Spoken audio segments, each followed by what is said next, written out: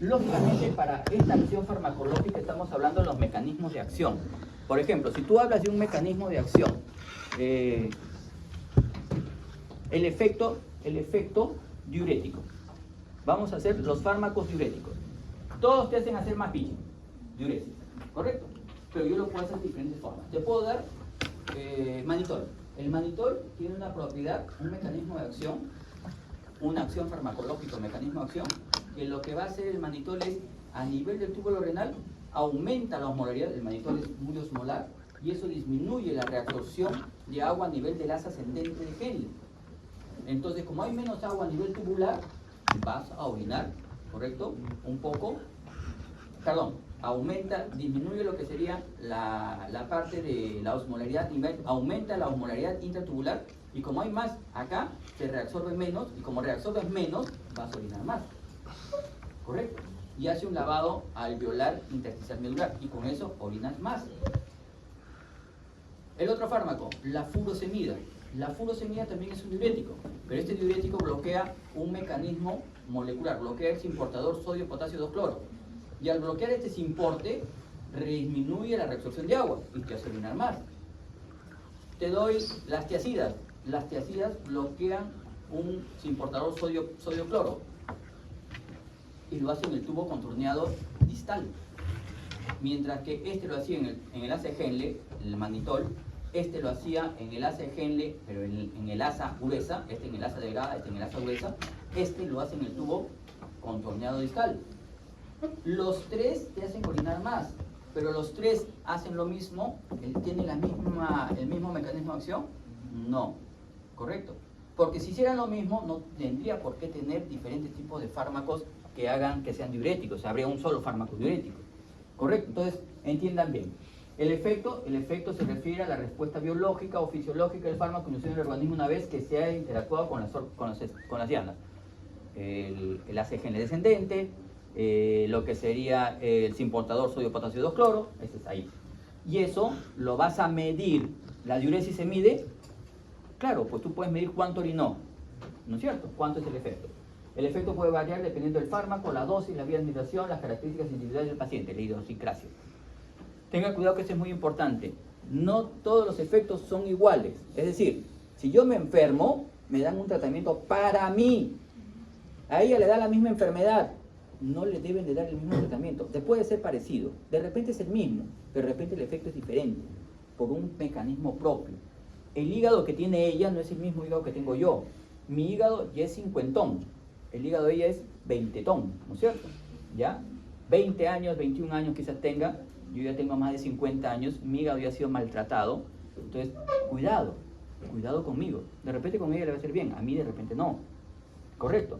Pero de repente nos volteamos el pastel y digo, ella toma un montón de medicinas, por cualquier cosa toma fármacos, su hígado está más golpeado.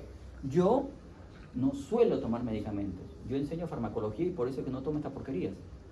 Yo no tomo nada, lo máximo que he tomado cuando me dio COVID fue paracetamol. Lo máximo, ¿no? Y me dio COVID en enero de este año.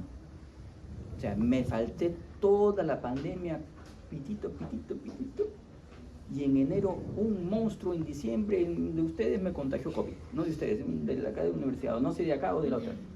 Y me dio y casi me voy, ¿no? Y mi esposa, ándate a la clínica, ándate, tú eres médico, estoy médico, tranquila. Cuando estoy por morirme me voy.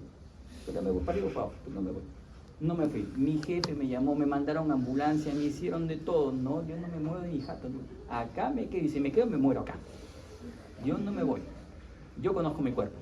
Pero ya en la mitad del COVID, dije, no. Ya los años, a mí me da un montón de enfermedades y nunca he tomado nada. Pero ya cuando me dio COVID, sí me asusté. Para serles sincero, primera vez que me asusto con una enfermedad. Porque ya me empezó a faltar la respiración cuando bajé las escaleras de mi casa. Ya me agité y dije, uy, hasta el pulmón tomado, ya fui ya. Subí otra vez rapidito, me senté, respiré y dije, ya, voy a esperar nomás. Menos mal que no pasó nada, al final el cuerpo dio, pero yo creo que otra ya no la paso, por eso es que ahora me cuido, ya no hago prácticas mucho. Entonces, importante, ¿no es cierto?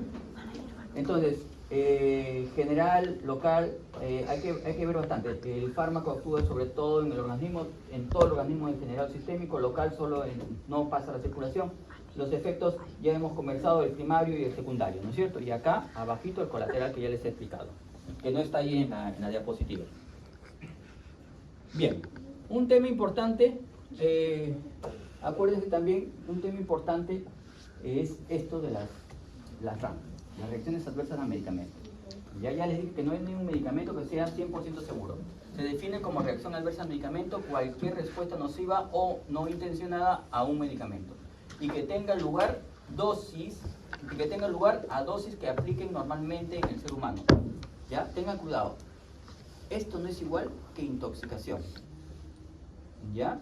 Acá yo te doy el tratamiento a las dosis que te corresponde y piña, pues si hiciste una reacción adversa. Si yo te intoxico es porque me equivoqué, ¿no? Te tendría que dar 500 y te di 2000. 1500 más, ¿qué problemas te hacen, no? Ya, eso es intoxicación. A dosis inadecuadas o a periodos inadecuados. Debes tomar cada 12 horas, ¿no? Y tú te olvidaste las quinolonas, 500 miligramos cada 12 horas. Oye, y tú le diste cada 6, cada 4 horas. Pero pues, si cada 12 que tomen, ya no toma 2 días, que lo tomen 2 días antes, ya no toma 2 días ahora, ¿no es cierto? Cuidado. Entonces puede ser por dosis inadecuada o por periodos inadecuados, que al final también sería dosis inadecuada. En este caso son dosis normales, dosis habituales. En el ser humano, para la profilaxis, diagnóstico, tratamiento de las enfermedades, estamos hablando de medicamentos entonces, ¿no? Para la restauración, la corrección o modificación de las funciones de funciones fisiológicas. Le falta no de funciones, es funciones, no está muerto. ¿Ya? Entonces, esos son los RAM. A dosis adecuadas haces una reacción que no esperabas.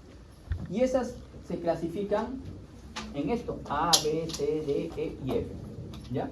A, aumentada. B, bizarra. C, crónica. D, esta es una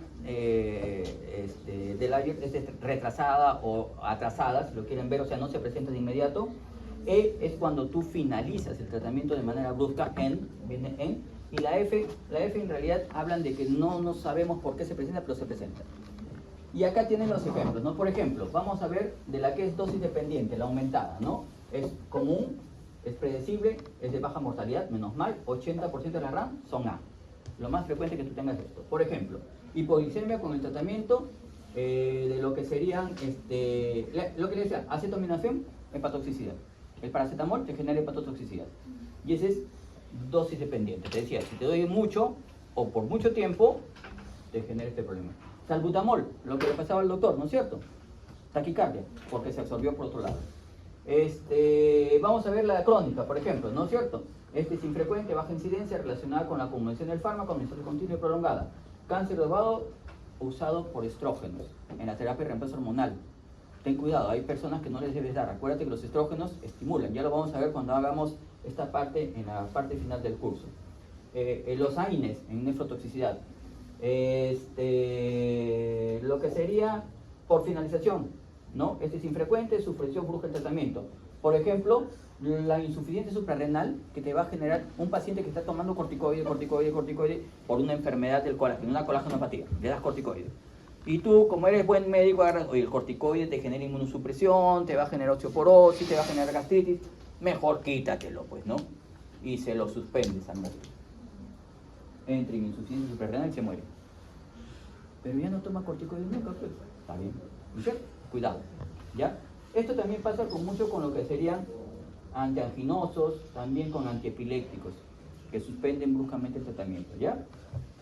Y estas son la falla terapéutica, entre comillas, ¿no es cierto? La diarrea por la lactosa en pacientes con déficit de lactancia. O sea, hay fármacos que pueden tener esta característica o hay sustancias químicas que te van a alterar por una condición propia. O sea, en realidad no lo sabes a priori, ¿no? Yo no sé si ustedes son intolerantes a la lactosa y le doy un fármaco que en su cubierta entérica tiene lactosa y te va a dar diarrea, pues no sabías, ¿no? O sea, hay un tema así.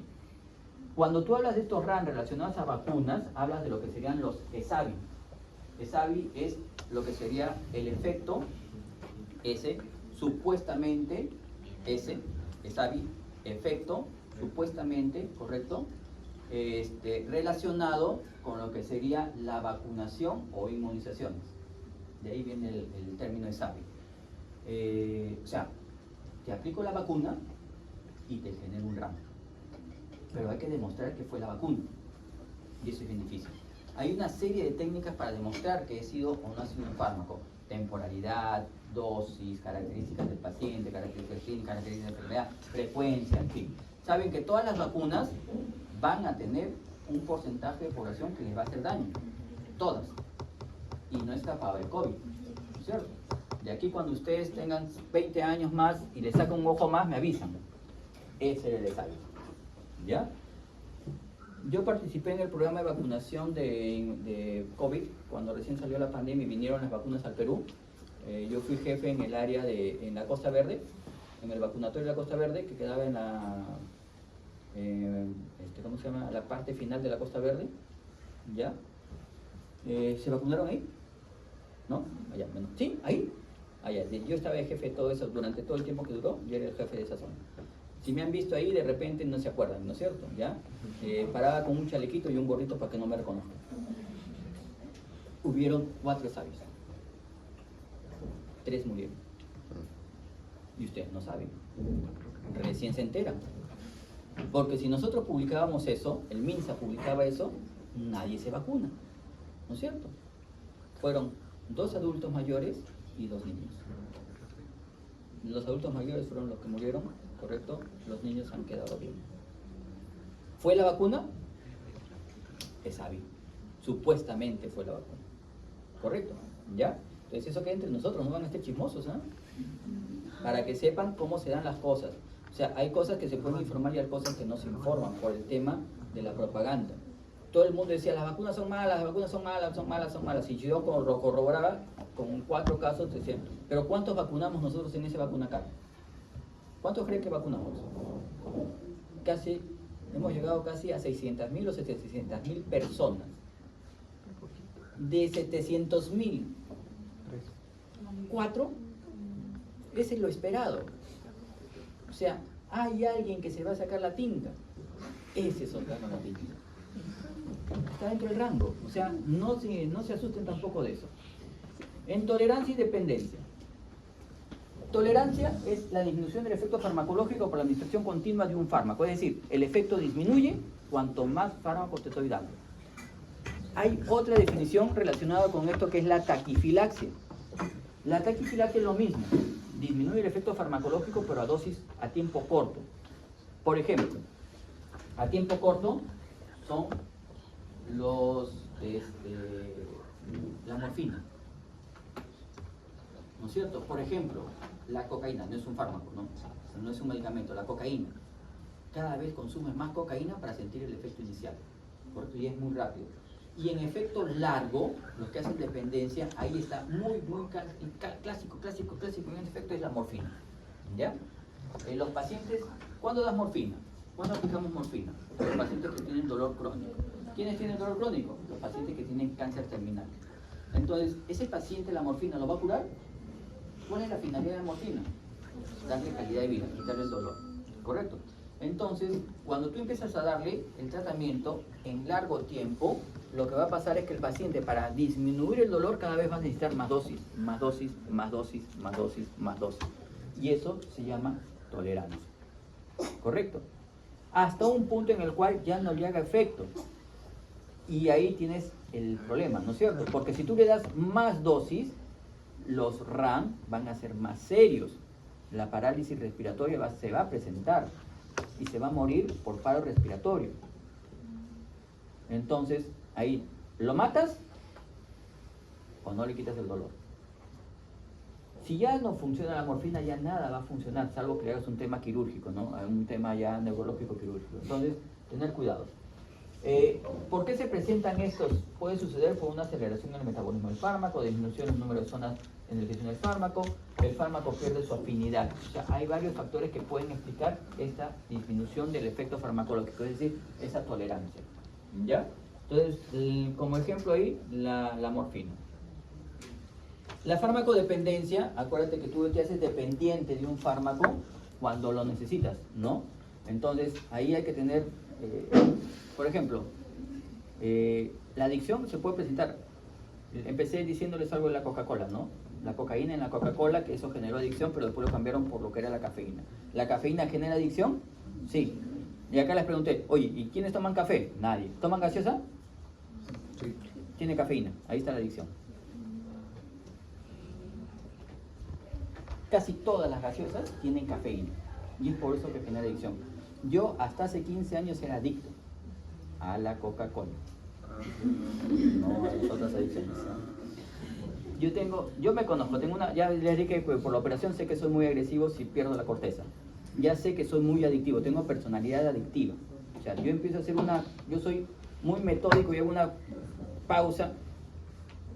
Mi costumbre, cada vez que yo vengo a clase, el primer día de clase, la primera clase que tengo siempre en la universidad, en cualquier sitio, siempre vengo nervioso. ¿Por qué me pongo nervioso? Si yo sé que no hay forma de que falle. Ya lo tengo todo dominado. Pero yo estoy leyendo una hora antes otra vez la clase, ya me olvidé cómo era esta cosa. Ahora me van a preguntar los alumnos, y si no respondo, ¿qué me va a pasar? ¿Qué roche? Que voy a tener que inventarme cosas, y si lo saben ellos, me van a hacer roche. Me pongo nervioso. Hasta que llego los conozco. Una vez que los conozco, digo, ya está. Los dominé a todos. Y al que pregunto lo apago. Después lo prendo. Ya lo manejé, ya, tranquila, me pasa, ¿no? ¿Ya? Esa es mi costumbre. Soy muy adictivo. Entonces, yo empecé la adicción de la Coca-Cola. Desayuno, almuerzo y cena. Yo me tomaba 3 litros. Desayuno, almuerzo y cena, 6 litros. Y saliendo de mi guardia a las 2 de la mañana, una Coca-Cola era así, invierno, verano. En la noche, cuando yo salí de mi guardia a las 2 de la mañana, venía a mi casa, una Coca-Cola helada, y me iba a mi casa. Y a las 6 de la mañana, yo salía a las 2, llegaba a las 2:30, 3 de la mañana a mi casa, y a las 6 de la mañana salía otra vez a guardia. Otra Coca-Cola para levantarme, ¿no?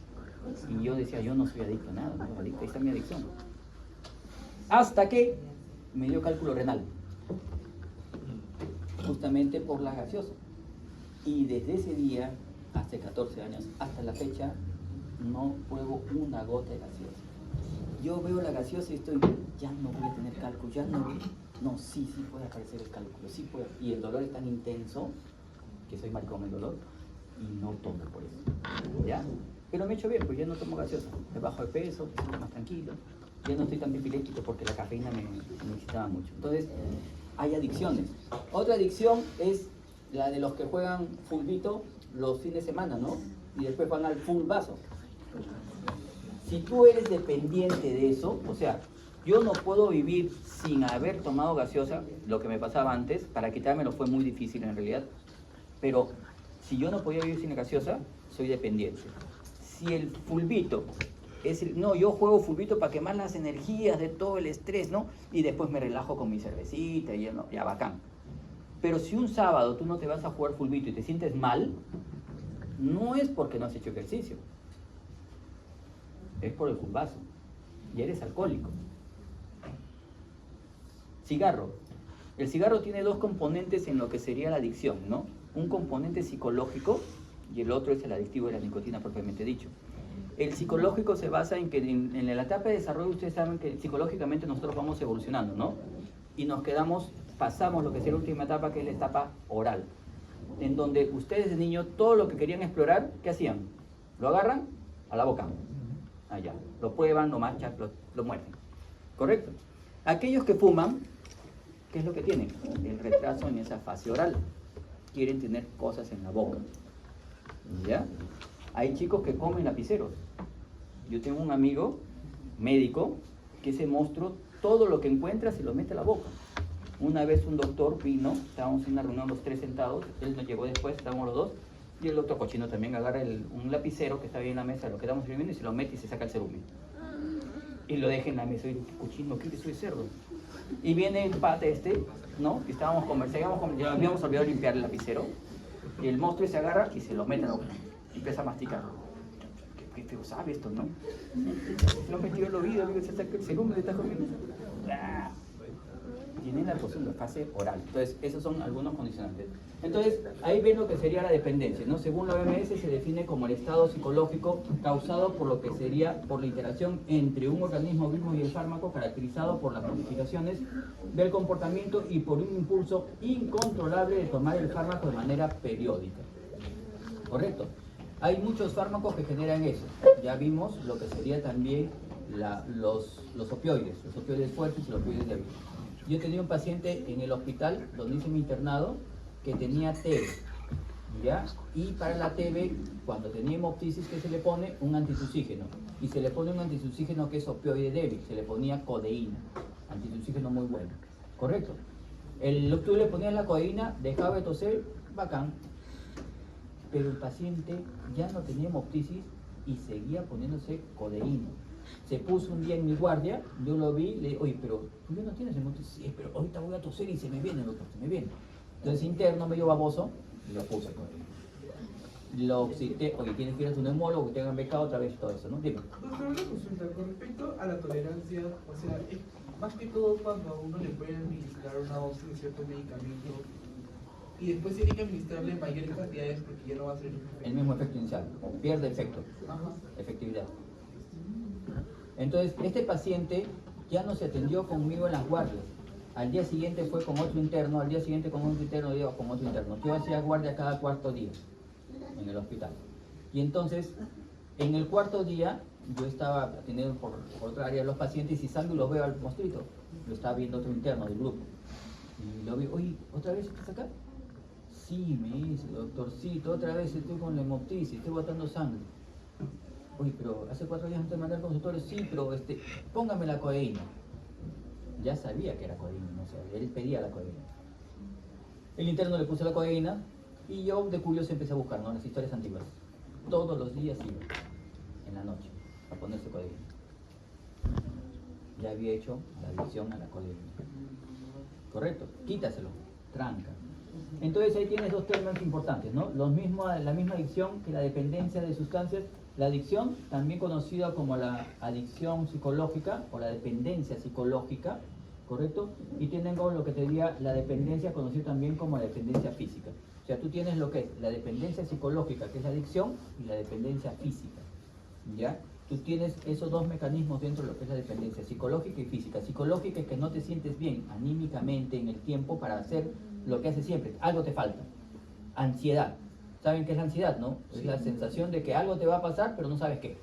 Ese es, algo le falta, pero no sabe qué. Y en realidad sí lo sabes, ¿no? Es el fármaco o es la droga. Y la física es que empiezas a hacer manifestaciones neurovegetativas relacionadas con la falta del medicamento. Farmacocinética, en realidad la farmacocinética, farmacón igual fármaco, ¿ya? Cinética tiene que ver con lo que serían las propiedades del estudio del movimiento. Y en este caso, como estamos hablando de química y física, es el conjunto de factores que van a modificar las reacciones químicas de los fármacos dentro del organismo. En pocas palabras, dicen que la farmacocinética es lo que el cuerpo le hace al fármaco antes de que llegue a hacer su efecto, ¿correcto? Para compararlo con lo que sería la farmacodinámica, que es el estudio de las propiedades de la velocidad del fármaco en el cuerpo. Y eso está relacionado con el mecanismo de acción. Y eso es lo que el fármaco le hace al cuerpo, ¿correcto? ¿Ya? Dentro de lo que sería la farmacocinética tenemos los procesos farmacocinéticos que lo ven ahí: absorción, distribución, metabolismo y excreción, ¿correcto? Absorción es base el principio activo al torrente sanguíneo. Distribución, como su nombre dice, es llevar desde la zona de absorción hasta el órgano blanco el fármaco. Puede ser unido a proteínas o libre. El fármaco unido a proteínas, la proteína es una estructura que no deja pasar membranas. Y el fármaco, para hacer su mecanismo de acción, debe pasar a veces membrana. Entonces, el fármaco activo es el fármaco libre. El fármaco unido a proteínas es el fármaco inactivo. ¿Correcto? No va a ser efecto farmacológico. Entonces, si tú tienes un paciente desnutrido, ¿qué va a pasar con el fármaco? ¿Qué pasaría en la distribución? La fracción libre aumenta porque las proteínas plasmáticas disminuyen, albúminas, globulinas disminuyen, hay más fármaco libre. Tú habías calculado que ese fármaco normalmente debía estar libre 1%, pero como tiene anemia, como tiene hipoalbuminemia, ahora el nivel de albúmina está bajo, ahora en lugar de tener 1%, tiene 20%, el doble. ¿Correcto? Entonces es importante conocer las características del paciente. Eso es en distribución. El metabolismo son las reacciones químicas que se van a dar. El hígado es el principal, pero no el único órgano que se encarga del metabolismo de los xenobióticos. Xenobiótico es una sustancia extraña al cuerpo que entra a la circulación y va a ser chapado por el hígado. ¿Correcto? Entonces, los fármacos son los xenobióticos. Pero no solo los fármacos, los alimentos son xenobióticos también. Las sustancias extrañas al cuerpo son xenobióticos. Entonces, el fármaco cuando entra al cuerpo y entra al hígado, el hígado le va a sacar la mugre, le quiere sacar la mugre, lo quiere inactivar y lo quiere botar. Y para eso, para inactivarlo y botarlo, primero lo funcionaliza, le agrega un grupo funcional por el mecanismo de la ciclooxígeno del CYP, ¿no? Los citocromos, lo funcionalizo, le agrego un grupo funcional, ¿ya? Es una monooxigenación. Eso aparentemente lo inactiva, digo aparente porque no lo inactiva muchas veces, y una vez que lo inactivo lo conjugo para hacerlo hidrosoluble y poder botarlo. O sea, finalmente el hígado quiere inactivarlo y botarlo, por eso le decía. Pero ¿qué va a pasar? Muchas veces el hígado le sale el tiro por la culata, y en lugar de inactivarlo, lo activa, y eso lo sabe la farmacología. Los químicos farmacéuticos saben eso, ¿no? Porque ellos saben que cuando llega al hígado, las enzimas hepáticas lo va a transformar en una sustancia activa, lo va a convertir en fármaco, y se necesita un profármaco para convertirlo en fármaco finalmente. ¿Correcto? Entonces le salió el tiro por la culata al hígado. Y en otras formas, por ejemplo el paracetamol, cuando llega al hígado, el fármaco lo quiere inactivar, pero le sale el tiro por la culata totalmente, porque lo transforma en una sustancia que es hepatotóxica. Pero gracias a Dios, gracias al hígado, tenemos lo que sería las dismutasas, que se encargan justamente de metabolizar esos ROS, esas sustancias que se están formando reactivas a este metabolismo. ¿Correcto? Y como lo degradan, no hay problema. Pero ¿qué pasa si la cantidad de tóxicos que se forma cuando tú consumes paracetamol supera la cantidad del factor de protección? Empieza la alteración del hígado.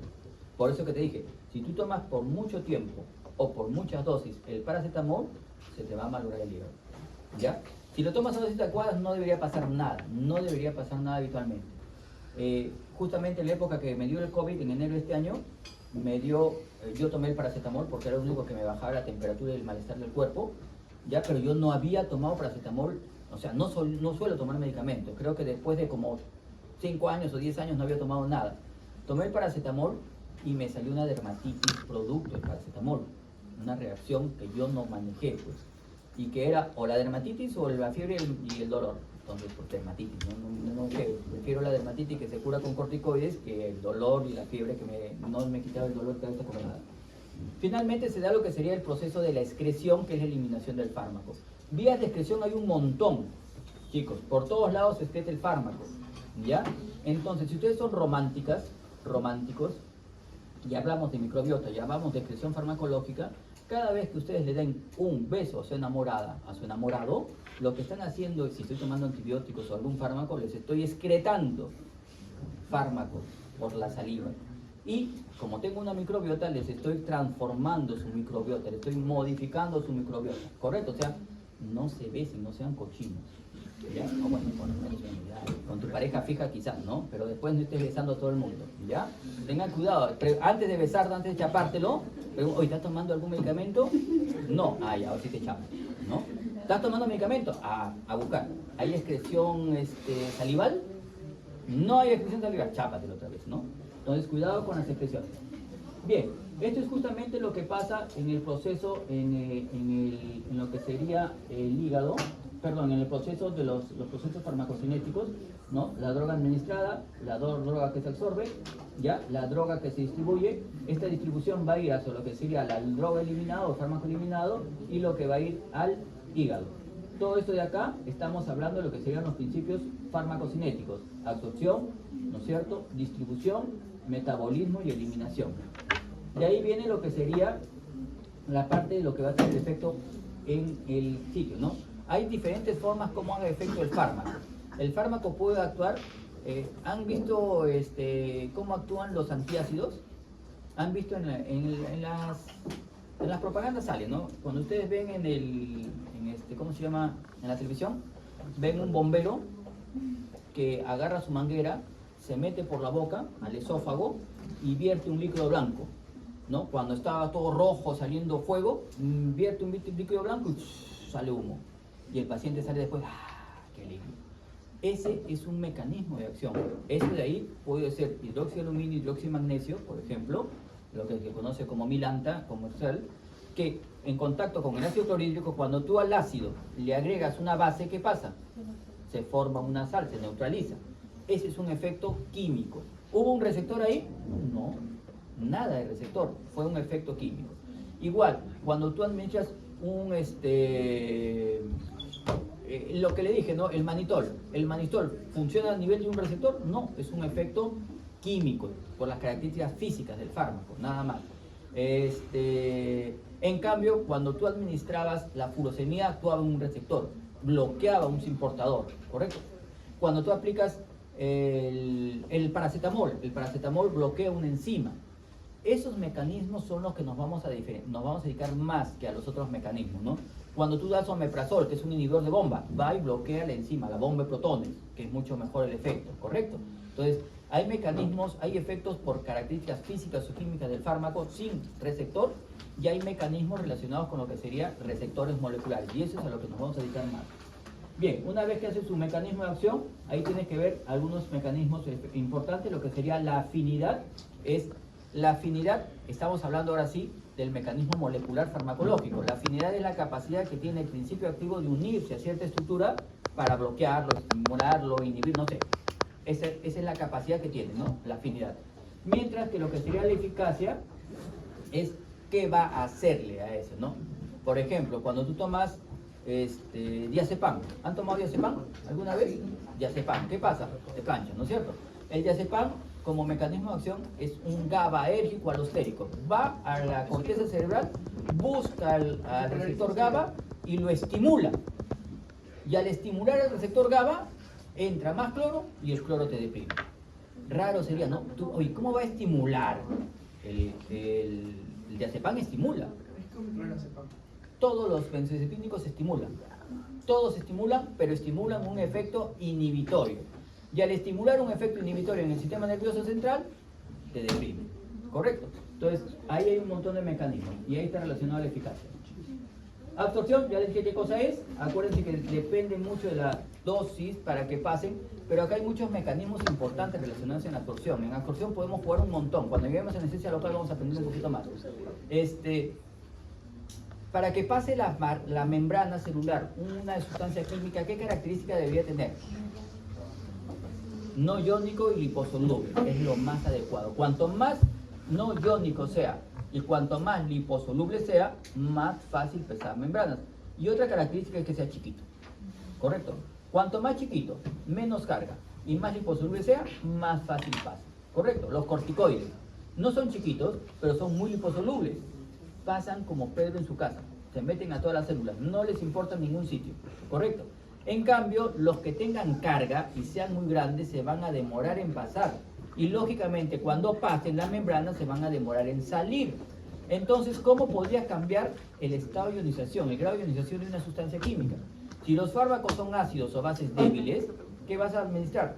Si yo, por ejemplo, quiero que un fármaco se absorba en el estómago, ¿correcto? En el estómago es ácido. ¿Qué fármaco se absorbería más rápido en el estómago? ¿Los fármacos ácidos o básicos? Los ácidos.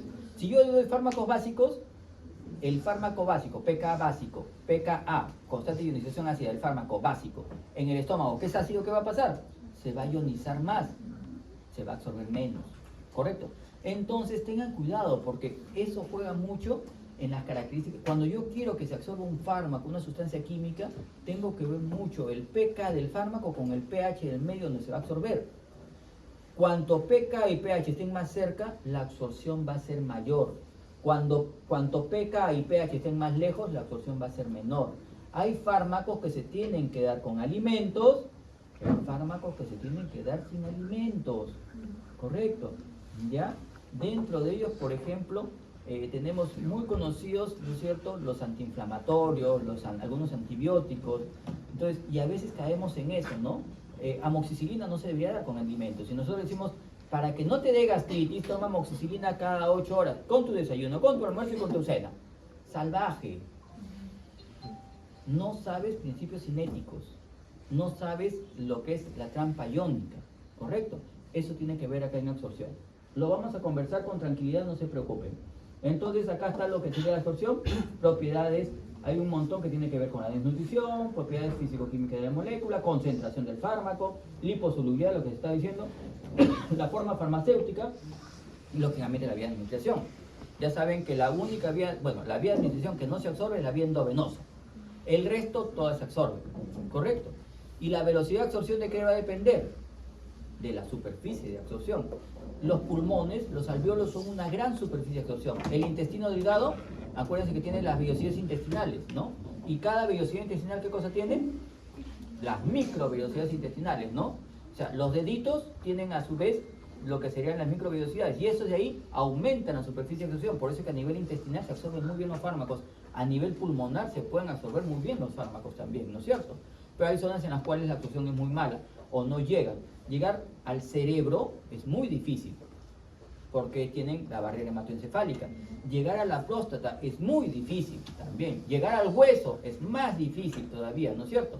Llegar al cartílago, casi imposible. Cuando tú tienes una condritis, ¿no es cierto? Una condritis, ¿por qué es difícil llegar al cartílago? Ya lo vamos a ver cuando digamos inflamación, pero ¿qué tipo de tejido o cómo se nutre el cartílago? ¿Se acuerdan?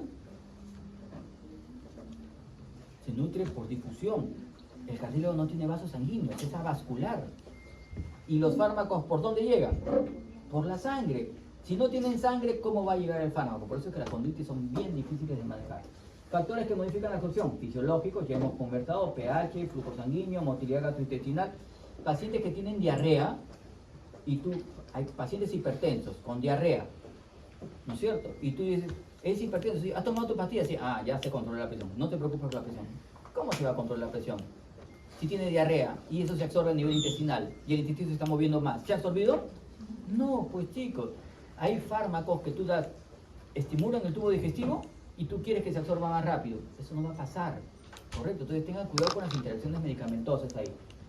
Patologías gastrointestinales, hepáticas y los iatrogénicos, ¿no?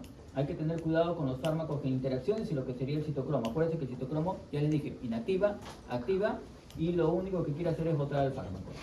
Acá hay características del pH, que es lo que les estaba diciendo, que ya lo hemos conversado, y lo que serían los coeficientes.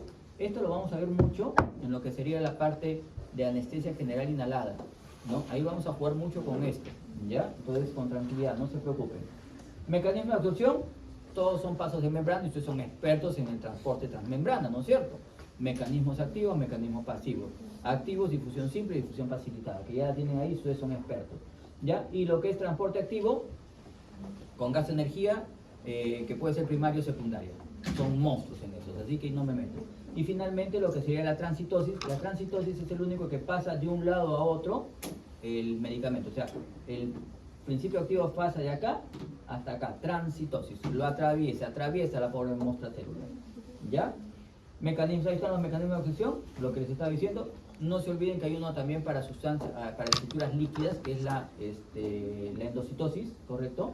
¿Ya? La pinocitosis es para líquidos, esta es la que te decía, la pinocitosis, sustancias líquidas, las engloba y las mezcla. Características farmacocinéticas de los fármacos. Este de acá es una curva donde tú ves el efecto de los fármacos, ¿no es cierto? Efecto farmacológico versus tiempo.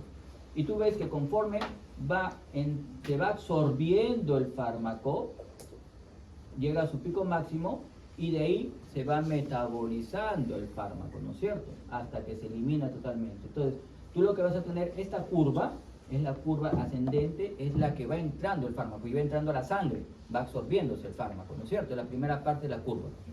Hay fármacos que suben, hacen meseta y ahí empiezan a caer, ¿correcto? Por el tiempo de administración. De acuerdo a qué tú tendrías que dar otra vez el fármaco, una nueva dosis de fármaco, al tiempo de vida media.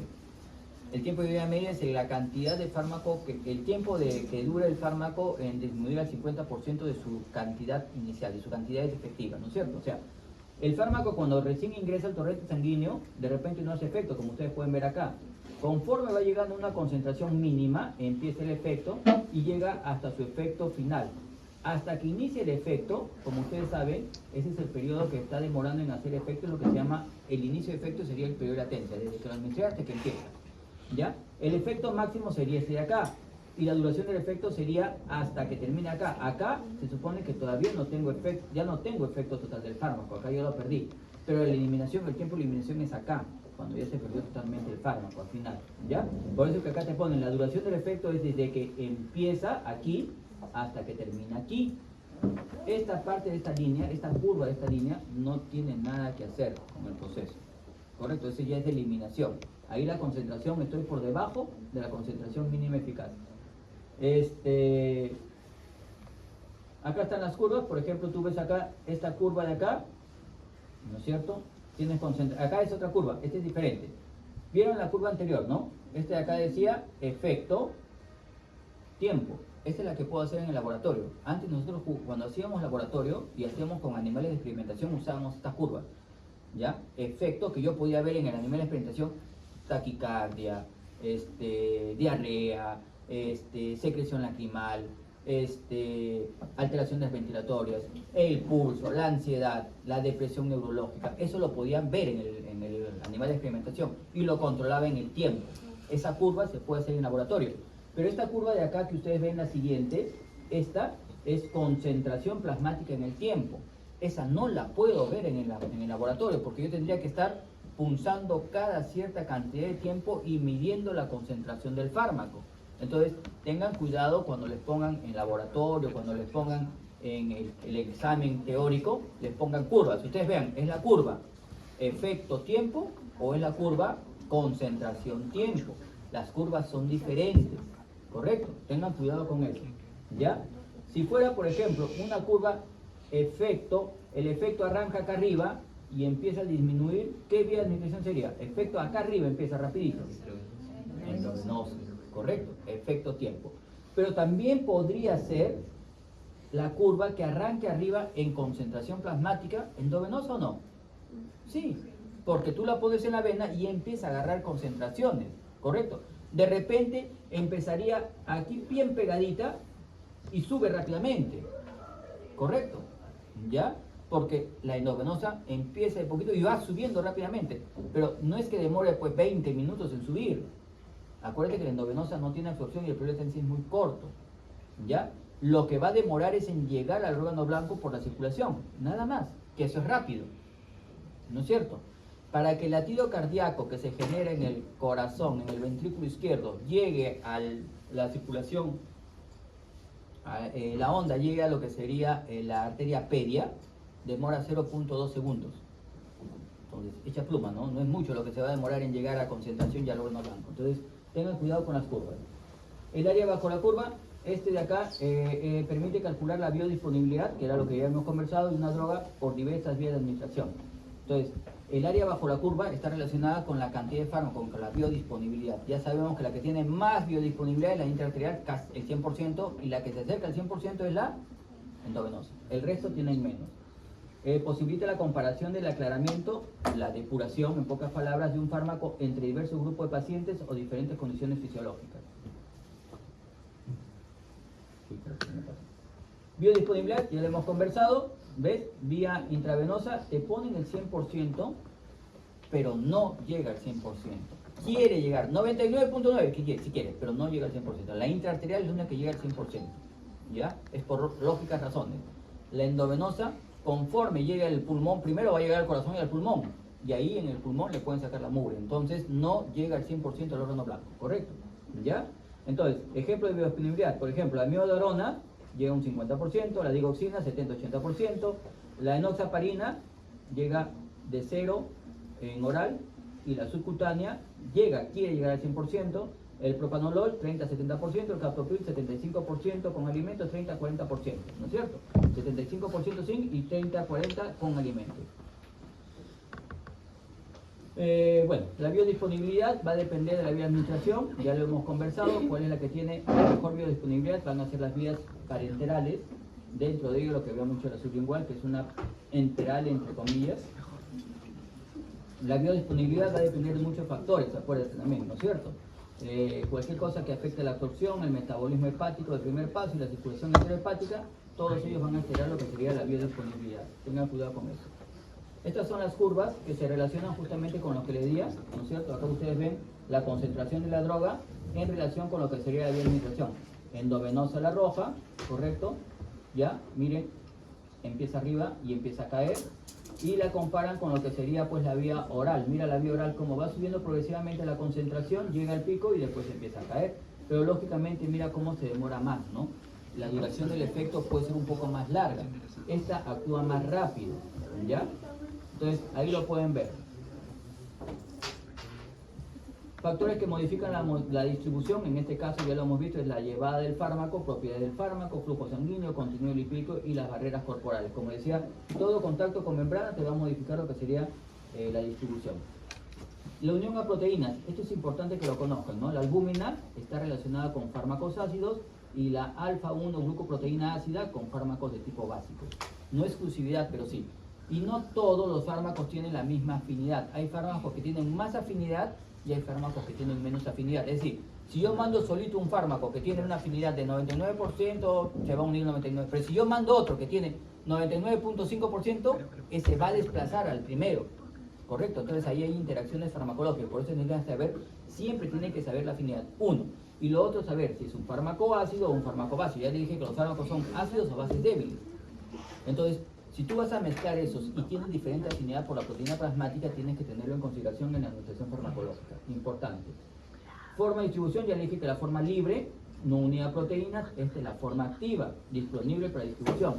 La que se incorpora a las células y la unida a proteínas plasmáticas, albúmina, alfa-glucoproteínas y las lipoproteínas, ¿no es cierto? Esta es una base débil de sustancias no ionizadas, liposolubles, son las que se llaman. Características de la distribución. Puede ser reversible, es regulada por la afinidad del fármaco, lo que les acabo de decir, depende de la concentración sanguínea, la forma activa es la forma libre, no la unidad proteína, acuérdate, es un depósito circulante del fármaco, que se una más también puede ser un depósito, pero acuérdate que eso va a ir al hígado y el hígado otra vez lo va a destruir, así que no te preocupes mucho por eso. Limita la fracción disponible, la velocidad de biotransformación y la velocidad de expresión del fármaco una vez que es unidad proteína, ¿no es cierto? Los modelos de distribución, monocompartimental, bicompartimental y tricompartimental. Acá el fármaco distribuye en todos los tejidos, líquido intracelular, líquido extracelular y los tejidos de alta perfusión. En esta se distribuye a órganos de baja perfusión, alcanza más tejidos, y en esta llega a órganos de alta perfusión y se almacena, ¿no? Por ejemplo, algunos fármacos liposolubles se van a almacenar en la grasa. Entonces, lo que decía al inicio, cuando empezamos, no te pusieron en el caso si era gordito o si era flaquito. Si era gordito, los tejidos de alta afinidad a la grasa se van a pegar ahí, ¿correcto? Entonces, cuidado con eso. Por ejemplo, en la anestesia general, hay fármacos, la mayoría son muy afines, son muy liposolubles y se pegan a la grasa. Si es un paciente obeso, en el postoperatorio, terminas la operación, lo mandas a recuperación y puede ser un estado, la grasa empieza a liberar anestesia. Y otra vez se deprime, y otra vez hay que intubarlo. Entonces, eso ya lo saben los anestesiólogos y condicionan la dosis para que no haga ese depósito. Tengan cuidado con eso. Volumen de distribución, volumen que debería ocupar el fármaco para cada sitio del organismo. Su concentración es equivalente a su concentración en sangre, ¿no? Por ejemplo, la warfarina, la gentamicina, la digoxina, la cloroquina, este es el volumen por kilogramo de peso, ¿no? El volumen de distribución, litro por kilogramo, ¿ya? Y acá lo ves, ¿no? Volumen de distribución 0.11, 0.25. Y esto también va a variar de acuerdo a las características del órgano. Hay órganos en los cuales llega más, hay órganos en los cuales va a llegar menos, de acuerdo justamente a sus características cinéticas. El metabolismo, ya les había hablado cuál era la característica. Acuérdate que hablamos básicamente del citocromo, pero no exclusivamente del citocromo. Hay otras enzimas, la flavin-monoxigenasa, que también es una monoxigenasa. Pero el citocromo no es una enzima, es una familia de enzimas genéticamente determinadas. Muchos dicen que el citocromo en realidad es un sistema de defensa molecular, ¿ya? Así como tienes un sistema de defensa para microbios, para bichos, tienes un sistema de defensa molecular para sustancias químicas, que lo hace el citocromo. El citocromo tampoco es que sea exclusivo del hígado. Acuérdense que el citocromo lo tienes en muchas partes. En el intestino tienes citocromo. En la piel tienes citocromo. Es por eso que a nivel de la piel se puede hacer metabolismo también. Ya, estas son las fases que les he dicho y ahí están justamente las características de la primera fase, ya, y lo que serían las reacciones de conjugación. Las fases, acá están todas las reacciones. Estas son todas las reacciones de oxigenación o monooxigenación que se pueden hacer a los fármacos. Esto es puro química, por eso les decía que es importante que ustedes lean química. Oxidación, reducción, hidrólisis son las reacciones químicas que ustedes van a ver. Y la segunda fase es la fase de conjugación, en donde tú vas a hacer al fármaco de liposoluble a hidrosoluble para poder eliminarlo fácilmente. Y finalmente viene lo que sería la excreción, que es la eliminación, y ya les había dicho que sale por todas partes. Cuidado en la lactancia, que también se excreta por la leche. Entonces a veces hay que suspender la lactancia si la madre está en periodo de lactancia, lógicamente, ¿ya? La dinámica, ya les había explicado qué cosa era, cómo actúa, los mecanismos de acción, que lo hicimos en el proceso, ¿no? Mecanismo de acción, modo de acción y el efecto, que era lo que habíamos conversado. En cuanto a las interacciones las vas a ver de dos tipos primero. Son tres tipos: las incompatibilidades farmacéuticas y lo que serían las interacciones farmacocinéticas y las interacciones farmacodinámicas. Las incompatibilidades farmacéuticas es antes que lo administres al paciente. Mezclas A con B, precipita, no se lo administras. Esa es incompatibilidad. Las interacciones cinéticas son las que van a tener que afectar. Dos fármacos en conjunto afectan lo que serían los procesos cinéticos. Disminuye la absorción, disminuye la distribución, alteran el metabolismo, alteran la excreción. ¿Correcto? Esas son interacciones farmacocinéticas. Y las farmacodinámicas son aquellas que van a alterar justamente los procesos dinámicos. ¿Correcto? Y ahí tienes diferentes tipos. Tienes lo que sería el sinergismo, cuando los dos van a hacer lo mismo, son agonistas y hacen lo mismo, son agonistas, se llama eso, tienen la misma afinidad y el mismo efecto intrínseco. Pueden ser también ese es el sinergismo de sumación, o pueden ser también un sinergismo de potenciación, cuando llevan a hacer lo mismo por el diferente receptor, no son agonistas. O podría ser facilitación, cuando no hago nada, pero cuando me dan con otro fármaco, mejora el efecto de este primer fármaco, ¿correcto? ¿Ya? Hay diferentes mecanismos. Por ejemplo, lo vamos a ver en asma, ¿no? El uso de los fármacos que se utilizan, el bromuro hipatropio, por ejemplo, ¿no? Es un anticolinérgico, pero no hace nada. Pero si ese tú le agregas un beta 2, mejoras el efecto, ¿ya? Le haces una facilitación. En cuanto a lo que serían los antagonistas, el antagonista también vas a disminuir. En el primer caso mejoraba el efecto en el sinergismo y en el segundo disminuye el efecto, ¿correcto? Puede ser un antagonista competitivo, cuando compiten por el receptor y disminuye el efecto, o no competitivo, cuando uno hace arriba y el otro hace para abajo. Ese es un mecanismo no competitivo o mal llamado fisiológico. Y también está el antagonista, que es lo que sería el antidotismo. Eso lo van a ver en toxicología. Cuando tú te intoxicas, te dan un fármaco que inhibe. Por ejemplo, si yo te pongo mucha heparina, ¿correcto? Que es una característica ácida, te doy sulfato de protamina. Te aplico sulfato de protamina, busca el sulfato de protamina, la heparina en la sangre y la bloquea, forma una sal. Y con eso te estoy dando un antídoto, un antitóxico, ¿no? Un antídoto. Ese es el antidotismo, ¿correcto? ¿Ya? Ese es un mecanismo de acción muy bueno.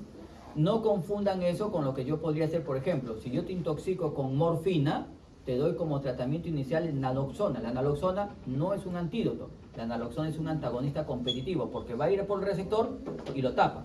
Ya no puede entrar la morfina, ese es un antagonista competitivo, ¿correcto? Y esto es lo que les he dicho, ahí está. Y termina con esto, que lo tienen en su casa. La próxima semana, lo primero que les voy a preguntar es eso, ¿sí? Esto relacionado